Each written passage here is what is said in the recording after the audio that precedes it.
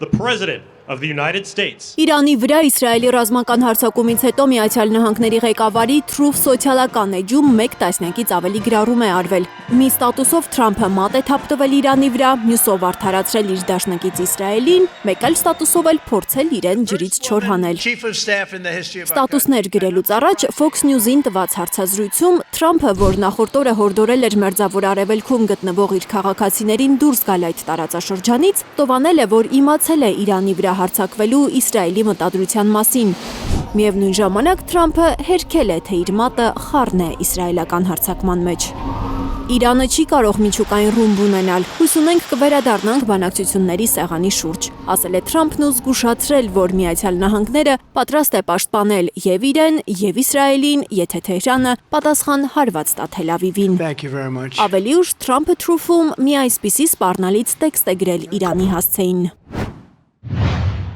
Ես Իրանին հնարավորություն էի տվել գործարք կնքելու, զգուշացնելով, որ ամեն ինչ սպասվածից ավելի վատ է լինելու, քանի դեռ ժամանակ կա այս ամենն ավարտելու, Իրանը պետք է համաձայնի գործարքին, պարզապես արեք դա, քանի դեռ ուշ չէ։ Միացյալ Նահանգները ստեղծում է աշխարհի լավագույն եւ մահաբեր ռազմական տեխնիկան, դրանից ունի նաեւ իսրայելական բանակը, շուտով շատ ավելին կունենա։ Իսկ իսրայելցիները գիտեն ինչպես օգտագործել այդ զենքերը։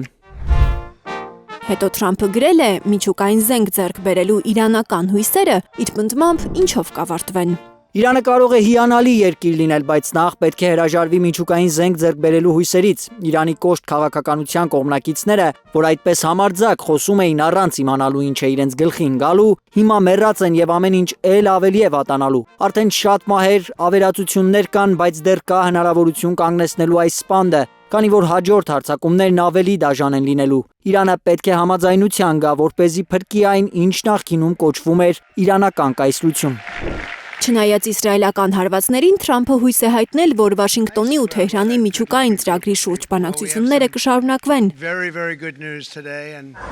Իսրայելական գործողություններին են արձագանքել նաև մյուս գերտերությունները։ Ռուսաստանը մտահոգություն է հայտնել եւ դատապարտել Իսրայելի եւ Իրանի միջև լարվածության կտրուկ սրումը։ Լրագրողներին ասել է Ռուսաստանի նախագահի մամուլի քարտուղարը։ Ըստ Դմիտրի Պեսկովի, Պուտինը պաշտպանության եւ արտաքին գործերի նախարարություններից, արտաքին հետախուզության ծառայությունից ստանում է Իրանա-իսրայելական հակամարտության թարմ լուրերը։ Ռուսաստանի արտաքին գործերի նախարարությունն այսպես է ձևակերպել։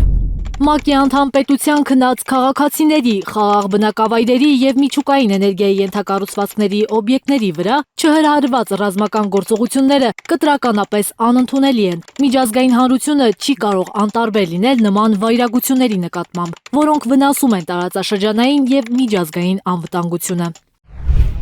Թուրքիան նույնպես դատապարտել է Իսրայելի ռազմական գործողությունները, իսկ Ադրբեջանը միայն մտահոգություն հայտնել։ Ըստ Անկարայի, իսրայելական հարձակումը միջազգային իրավունքի հստակ խախտում է, սադրանք, որը ծառայում է Իսրայելի տարածաշրջանում անկայունություն ստեղծելու ռազմավարական քաղաքականությանը։ Իսկ Բաքուն կոչ է արել Թեհրանին եւ Թել Ավիվին լուծել առկա տարաձայնությունները միայն միջազգային իրավունքի նորմերին եւ սկզբունքներին համապատասխան։ Երկու կողմերին զսպվածության կոչեր են արել ՆԱՏՕ-ի, ՄԱԿ-ի գլխավոր քարտուղարները, Գերմանիայի կանցլերը, Ֆրանսիայի, Ավստրալիայի արտգործնախարարները, ամբողջ Արևմուտքը։ Լիլիթ Գասպարյան, Հարություն Մաթևոսյան, Հայլուր։